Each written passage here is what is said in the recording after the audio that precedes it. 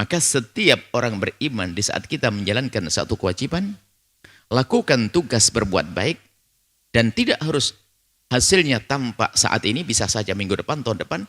Bahkan ada di antara mereka yang malah meminta, ya Allah tampakkan hasil perjuanganku itu nanti saja kalau aku setelah mati. Khawatir apa? Khawatir di saat tampak hasil perjuangannya di saat masih hidup, khawatir berubah menjadi ujub, merasa menjadi sombong karena keberhasilannya. Bermacam-macam model manusia yang dekat kepada Allah. Bagi kita ingin melihat keberhasilan di dunia. Kemudian juga keberhasilan di akhirat. Karena keberhasilan di dunia untuk kita meningkatkan tingkat keberhasilannya. Maka siapapun yang berjuang, contoh kemarin kita diskusi dengan teman berjuang di sebuah tempat. Al-Bahjah misalnya. Atau pesantren kita. Ada orang, Buya, kami termasuk paling lama, tapi paling belum mendapatkan hasil. Bukan seperti tempat-tempat yang lain, dengan Buya sudah bisa membuat ini, itu, dan sebagainya. Kami di sini termasuk paling lama, tapi ya Allah, paling tidak tampak hasilnya. Kami seperti khawatir putus asa. Nah ini, kalau sudah bicara putus asa, khawatir tidak tulus hatimu. Niatmu tidak benar. Nggak boleh ada putus asa. Biarpun belum tampak hasilnya, mendidik anak pun juga demikian. Kita mendidik anak, ternyata anak masih saja badung, bandel, dan seterusnya masih saja. Tidak boleh putus asa. Semakin capek kita, semakin gede pahalanya. Semakin agung di hadapan Allah Subhanahu wa Ta'ala. Nah seperti itu. Mungkin kita mengabdi kepada orang tua kita dengan ketulusan kita, dengan kesabaran kita. Namanya orang tua, kadang-kadang mohon maaf, ada banyak penyakit yang ikutinya sehingga itu membawa emosinya, sering marah dan sebagainya. Nah, kita sudah berusaha tetap saja. Di dunia sepertinya kok nggak berhasil, ayah saya tetap tidak puas, ibu saya masih marah-marah. Selagi Anda serius dan tulus dengan Allah, Anda berjuang, maka Anda mendapatkan pahala nanti. Yang nggak boleh Anda menjadi orang tua yang menyusahkan anak, atau menjadi anak yang tidak punya pengabdian kepada orang tua. Itu yang nggak boleh. Yang jelas ini tugas kita adalah mengabdi. Sebagai anak, bagaimana kita meningkatkan bakti kita? Ada hitungannya di hadapan Allah. Jangan mentang-mentang, oh ibuku baik, bapakku, atau bahkan menuntut, ayahku harus baik kepada saya dong, ibuku harus baik kepada saya. Ini kesalahan seorang anak. Kesalahan pertama seorang anak menuntut seperti itu. Sama kesalahan seorang tua menuntut, bukan menasihati, bukan mengajak. Kenapa kamu begitu? Main menyalahkan. Itu tidak dibenarkan. Kenapa? Perjuangannya menjadi tidak tulus. Karena buru-buru ingin melihat hasilnya. Ingin melihat hasilnya. Buru-buru ingin melihat hasilnya. Ingin melihat hasil perjuangan sah. Tapi jangan sampai menjadi sebab lemah semangat karena hasil perjuangannya belum kunjung terlihat. Ingat kita dengan Allah. Termasuk penuntut ilmu. Bertahun-tahun menuntut ilmu. Ayahnya memondokkan di pesantren. Cita-citanya ingin menjadi ulama Rasulullah. Tapi anaknya Masya Allah, hafal 1 lupa 2 ibaratnya. Belajarnya susah. Tapi orang tuanya tetap dengan harapan. Setiap hari berdoa. Dicari rezeki yang halal. Dinasihati anaknya. Dikuatkan hati seorang anak. Tapi anaknya tetap gak bisa apa-apa. Apakah Allah membiarkan orang ini? Oh tidak. Di dunia dia tidak tampak berhasil. Tapi di akhirat Allah kasih hasil. Tiba-tiba dia kagetkan suatu ketika dengan pahalanya anak.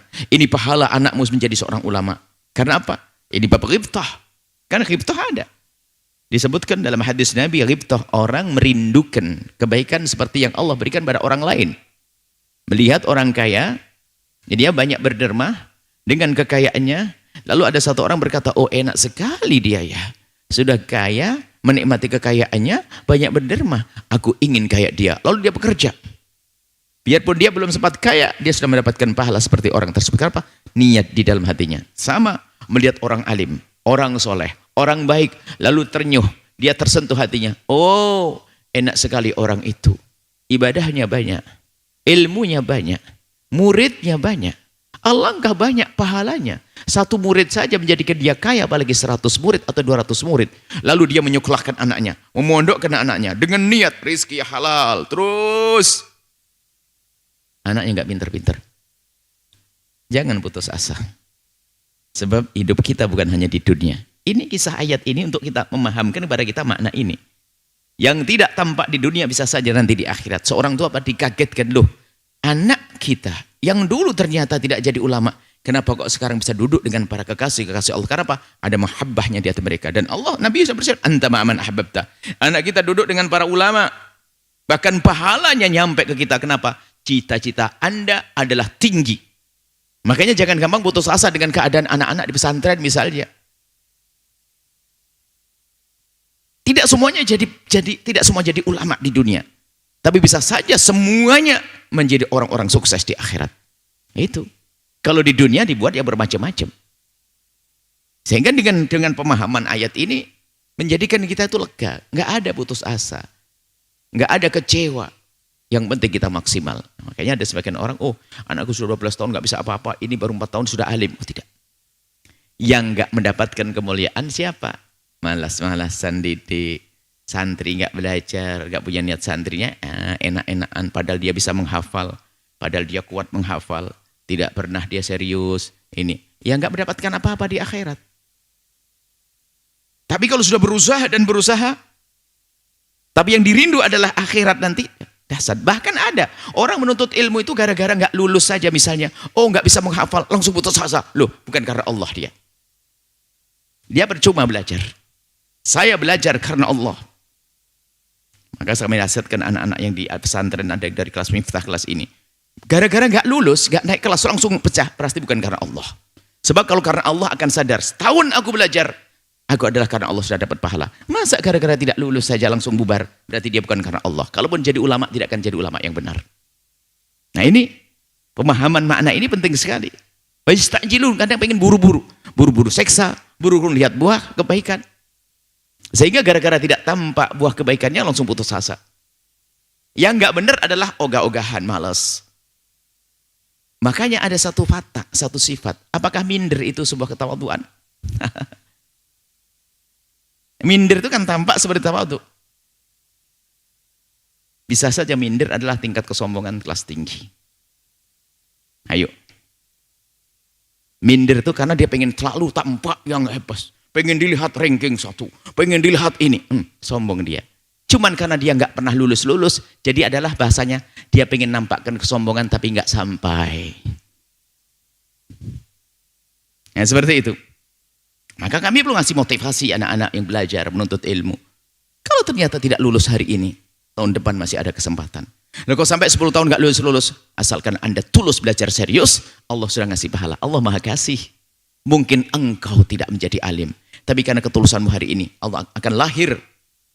Akan keluar dari tulang punggung, akan lahir dari istrimu seorang anak yang bakal menjadi ulama. Allah Maha Kasih kok. Makanya dalam meniti kemuliaan itu adalah harus ketulusan. Anak yang gampang ngedon itu adalah sebetulnya tingkat sombong kelas tinggi. Ngedon. Nah, ini termasuk terapi untuk menyelesaikan masalah psikologinya. Ada anak lulus ranking 1, ranking 1, ranking 1, ranking 1. Gara-gara jatuh sekali saja stres dia. Kayak kiamat dunia ini. Karena memang dia selalu pengen bangga, pengen sombong di mata temannya. Oh, aku paling hebat. Coba. Kita pengen didik anak kita dengan ketawaduan. Memotivasi untuk mengaju, iya. Tapi kalau menjadikan dia sombong tersembunyi. Seorang fakir. Dengan kefakirannya menjadi orang yang minderan. Oh, dia kalau kaya bakal sombong. Ada orang boleh fakir, tapi tidak boleh kita dengan kefakirannya itu lalu kita menjadi lemah karena kefakiran. Tapi kita harus merasa mulia dengan keislamannya. Keislaman kita. Karena gara fakir ini, tidak berani, takut menegakkan kebenaran nih. Ada pada zaman dahulu itu ada seorang namanya Rib'i. Ada orang lemah. Secara fisik lemah. Jalannya pakai tongkat. Naik bakal, naik keledai, nggak punya kuda yang megah, yang mewah. Bukan baju yang bagus, bajunya cobang-camping. Datang ke Rustum, datang ke seorang raja lah begitu. Jadi saya mau ketemu raja. Punggawa atau penjaga-penjaga gerbang ini melihat nih siapa. Dilaporkan raja, siapa? Kayak apa orangnya? Orangnya kurus, kecil, krempeng. Oh ya, suruh masuk aja nggak apa-apa. Paling bisa ngapain kan begitu. Kalau gagah kan waspada. Suruh masuk. Betul. Yang lain jalan mendekat raja itu dengan kesot. Jalan dengan pahanya, dengan dia itu biasa tegak gini. Tiba-tiba duduk di samping sang raja. Kaget ini. Man anta, siapa engkau? Ana Rasulullah. Aku utusannya Rasulullah. Bukan utusan Rasulullah loh ya. Aku utusannya Nabi Muhammad.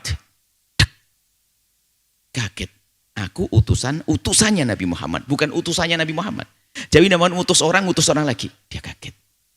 Ini yang diutus orangnya kerempeng saja, punya kepribadian begini, bagaimana Muhammadnya? Gemeteran lihat orang begini gemeteran nih. Maka atas nama kemuliaan jangan Islam ya'lu wa la yu'laleh. Dia mendengar omong ini kaget. Untuk apa? Untuk membebaskan manusia dari diperbudak manusia agar menjadi budaknya Allah saja. Ngomongnya tegas begitu. Modelnya krempeng, fakir nyungsep bahasa kita begitu. Tapi lihat urusan. Sehingga kita merendah kepada orang kaya karena kekayaannya runtuh iman kita. Ini kita diajari kita. Maka sebaliknya masalah minder dan minder. Ini sebenarnya ada masalah psikologi dan sebagainya. Iya. Psikologi itu kan rusak mentalnya karena apa? Mungkin dia pengen dipandang hebat terus. Dia hidupnya menjadi tersiksa. Orang-orang yang biasa dengan gaya keminderan itu, pengen tampil mewah itu harus dengan sesuatu yang sifatnya zahir. Dengan mobil rental. Pulang ke rumah dari Jakarta mobil rental, bagi-bagi duit. Padahal ngutang itu. Ayo. Termasuk mengandalkan hanya fisik saja. Bukan fisik yang perlu Anda andalkan. Akhlak mulia. Orang boleh kulit hitam, mungkin kecil, pendek, tapi akhlaknya tinggi mulia di hadapan Allah. Lagi itu. Orang hanya mikir, kecantikan wajahnya, badannya. Boleh Anda mikirin. Tapi kalau menjadikan diri Anda minder, berarti Anda hanya punya andalan zahir. Batinmu di mana? Ini hakikat. Jadi kita itu punya pandangan panjang. Orang beriman itu pandangannya panjang. Sehingga disabdakan Nabi, ma'ajab min amril mu'mini anna amrahu kullahu khair. Anna amrahu kulluhu khair. Mengherankan urusan orang beriman. Semua urusannya baik-baik saja. Semuanya urusannya baik-baik saja. Di saat dia mendapatkan karunia, dia berin asabathu sarra syakar. Kalau dia mendapatkan karunia Allah, dia bersyukur. Kana khairan lahu, itu baik baginya. Wa in asabathu dharra sabar. Kalau dia menerima satu musibah, sabar, kana khairan lah. Loh, ini dalam hidup tuh harus seperti itu. Kita harus punya andalan. Andalan kita adalah yang ada hubungannya dengan Allah Subhanahu wa taala. Ini masalahnya bukan dhahir, madhar dhahir. Innallaha yanzuru ila qulubikum, bukan ila suwarikum. Bukan dhahir jasadnya. Makanya kalau ada orang hanya berpikir tentang dhahir saja, bisa saja ini adalah termasuk biasanya satu paket dhahir. Nanti bisa menjadi orang sombong pada akhirnya. Sebab dia akan menyombongkan dirinya dengan kekayaannya. Sehingga sampai sebetulnya suatu ketika kita duduk dengan beberapa ibu-ibu di perumahan yang disebut perumahan kaya di Jakarta sana. Pengajian ibu-ibu. Ini ada beberapa ngadep Buya. Buya tahu. Kami ini betul seperti omongan Buya. Ada orang action saja. Itu kami Buya. Gaya kami pakai mobil mewah. Buya, ini rumah ini sudah nggak ada sertifikatnya di tangan semuanya. Rumah kami sudah nggak ada, kami itu hanya numpang nih. Hanya actionnya saja. Banyak ngutang. Rumahnya sudah kalau bahasa lain dipondokkan di apa? Di pesanan di itu. Jadi itu action saja. Itu nyata mereka mengakui begitu. Lalu bagaimana? Harus merubah kehidupan semacam itu. Bukan action zahir saja. Naik sepeda engkol, apakah menjadikan dia korengan? Sehingga gaya makannya harus membiasakan budaya. Maka kami ingin budaya senang dengan keluarga, tidak harus ke resto yang mahal. Kita bisa aja buat nasi bungkus atau bawa kompor ke tengah lapangan, bikin mie atau bikin apa yang indah, yang murah meriah. Biasakan dengan sederhanaan. Maka membiasakan dengan kagum-kagum dengan gaya dunia ini adalah menunjukkan ada sesuatu yang tidak beres di dalam imannya. La izza illa biddin. Tidak perlu merasa mulia kecuali dengan agama, dengan Allah. Sehingga nanti ada orang muncul sombong dengan nasabnya, sombong dengan makom ilmunya. Ini adalah semuanya satu paket itu. Sehingga kalau berbuat sesuatu harus pengen tampak, sehingga kalau tidak tampak diekspos biar dilihat sama orang, kan begitu kan? Padahal itu ya nggak serame-rame itu hasilnya. Cuman wah, majelis ribuan, padahal ya ratusan, ribuan aja dikurangi ratusan juga gelo loh. Sebuah majelisnya Ustadz Fulan telah didatangi oleh ratusan orang, bukan ratusan, ribuan. Sudah gelis, disebut oleh media salah saja sudah nggak terima dia. Mestinya ngomong ribuan, salah ngomong ratusan. Ini model yastajilun, orang yang terburu-buru. Nah ini perlu kita pembenahan dalam diri kita sendiri. Berbuatlah baik, Allah yang akan melihat. Yang menuntut ilmu, hai para santri, lakukan sesuai dengan cita-citamu. Biarpun tampak belum sukses dalam cita-citamu, pahala sudah dapat. Karena Allah yang menuntut ilmu, yang berjuang dengan kami khususnya yang di daerah-daerah yang tampak belum berkembang misalnya, tidak usah khawatir. Sesuai dengan besarnya niat Anda, Allah beri pahala. Kita lanjutkan. Nah, ini seperti ini, yastajilun ini buru-buru di model. Kalau orang kafir karena tidak beriman dengan benar, kalau orang beriman karena imannya sudah mulai kropos, sehingga yastajilun. Jadi pengennya tampak gebyar di dunia saja. Ini bahaya sekali. Makanya orang mukmin tidak oleh kaya minder. Tawadhu tidak begitu. Tawadhu pada tempatnya. Dalam dunia dakwah kan kami sudah sampaikan. Dakwah itu ada kendala dakwah tawadhu yang tidak pada tempatnya. Dia punya ilmu. Disuruh berkiprah di masyarakat. Alasannya apa? Masih ada yang tua, masih ada kiai sepuh. Kiai sepuhnya panjang umur, akhirnya bingung dia, nggak maju-maju dia. Doanya jadi jelek kapan kiai mati, kan kurang ajar nanti. Loh, berdoa dakwah yang bismillah, minta tolong kiai sepuh, saya muda baru datang, mohon dibimbing, gitu dong. Maka dalam berdakwah pun ada prinsip kita. Urusan ria kita sambil pangkas. Jangan takut riya. Maksudnya berbuat takut riya. Itu sudah bagian riya. Berbuat baiklah sambil memerangi riya. Berbuat baik sambil memerangi riya. Orang takut riya itu adalah biasa. Wah, takut riya bisa menjadikan orang paling pelit seluruh dunia dan akhirat. Sedekah takut riya. Sedekah takut riya. Ngapain? Sedekah. Tunjukkan pada orang. Saya sedekah 100 juta. Tolong wahai jamaah, hari ini di majelis ini saya sedekah 100 juta. Ayo. Tadi riya, gampang. Itu pengen merangi riya. Sederhana, 100 juta sebut depan orang. Nanti pulang ke rumah transfer ke tempat yang sama, 200 juta, nggak ada orang lain tahu. Beres. Riakmu hilang, kok susah. Lu ngiri kok bingung. Ngulangi riya malah tidak berbuat baik. Kapan bisa sembuh? Wong riya itu sifatnya amal, ikhlas sifatnya amal, nggak berbuat baik pakai sifat ikhlas. Ikhlas apamu? Kan gitu ya. Berbuat dulu baru ada ikhlas.